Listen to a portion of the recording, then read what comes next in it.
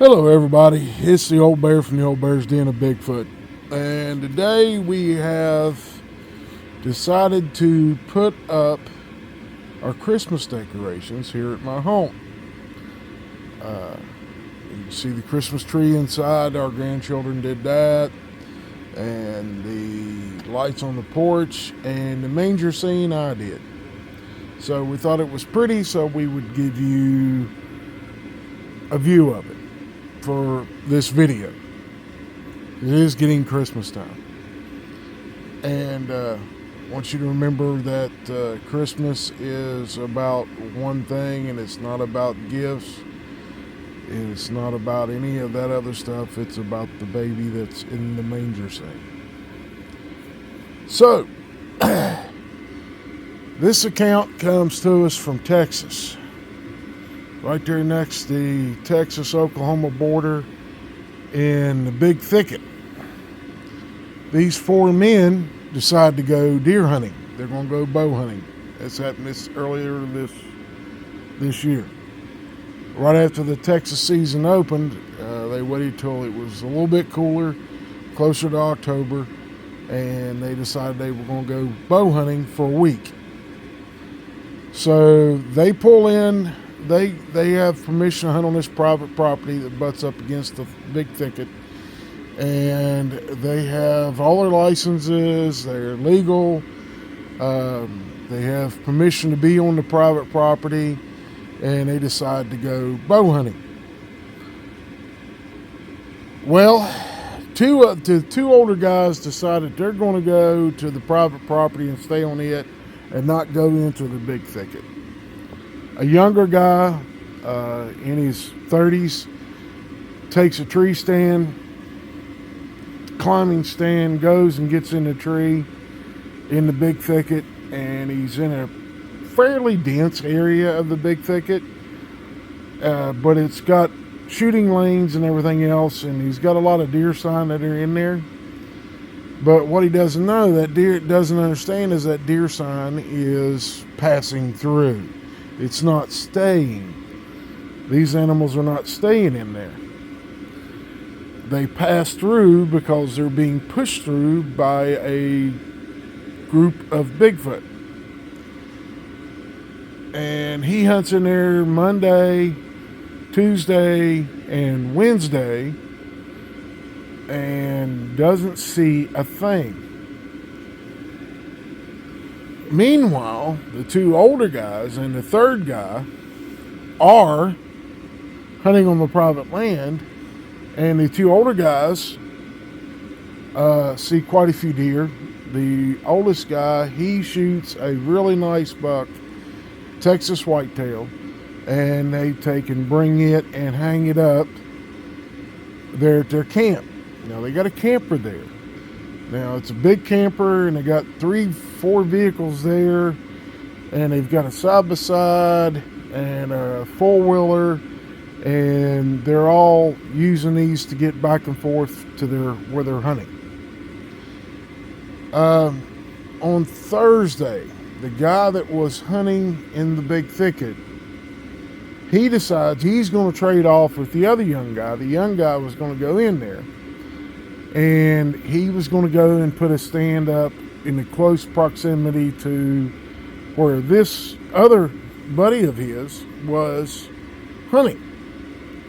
So he pushes a little further into the thickets, and thinking that the deer are laying up in there during the day, and they'll get up and move around a little bit during the day, and, well, he pushed in a little too far. He isn't in his tree stand after daylight no more than half an hour to an hour, and he starts getting growled at. Well, he leaves because it scared him. He didn't know what it was. He thought it could be a bear, mountain lion, whatever's in that area. So he leaves. He goes back to camp. And what he didn't know was that the thing that was growling at him followed him. And this is the day that the other hunter, shoots a nice the other old guy shoots a nice whitetail. They took the one down, put in a truck, and took it to have it cut up and prepared for them to take it home. At that point, now they got a whitetail that's hanging up in a tree there next to their camper. This Bigfoot followed him. And they eat dinner, and they hear some walking through the woods around them while they're eating dinner outside. The weather down there is a lot different than it is here. It's usually warmer, but it's not as cold as it is here in my home state. And they go to bed. Well, about midnight, between 12 and 1 o'clock, somebody got up to go to the restroom. And when he got up, he happened to look outside because they left outside lights on and had a lantern out there. And the lantern was on, and it was shining light onto where the deer should have been hanging, but the deer wasn't there. So he wakes everybody up and says, hey, somebody come and stole a deer, and they all go outside, and when they go outside, they hear something walking off, very heavily footed, walking off. Well, they go and jump on a side-by-side in a four-wheeler, and they try to follow it, and it's headed right straight towards the big thicket, and the guy on the four-wheeler tries to cut it off, whoever this is.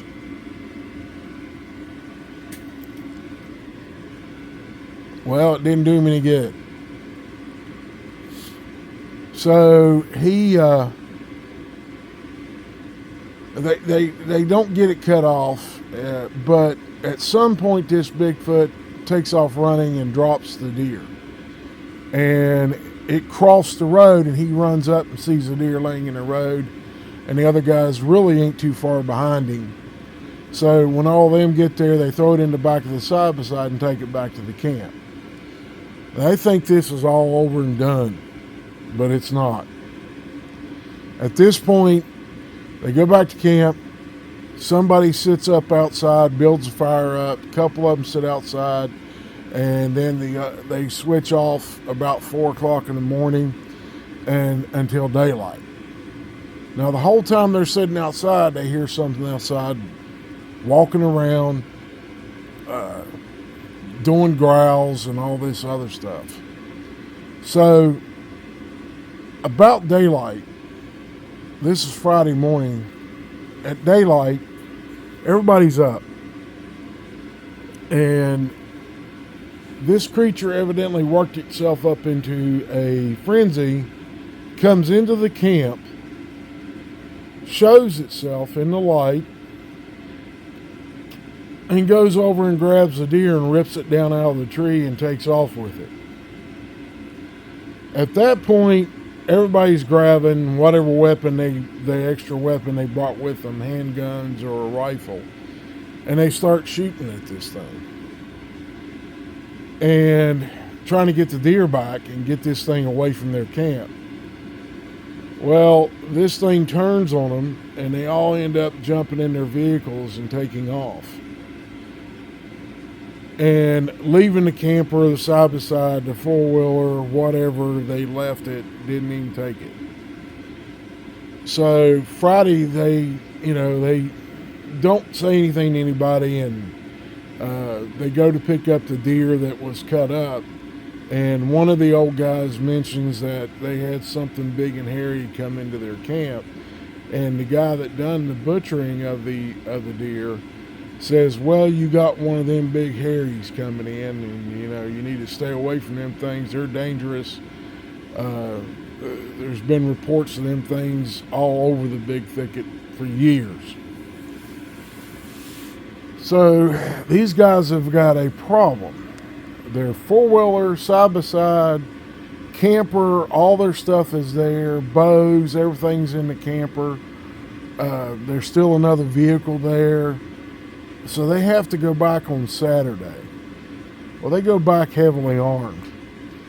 They get back there, it's broad daylight. They go in and start hooking up the camper, getting the side-by-side, the four-wheeler put in the other trucks on the trailer and all this.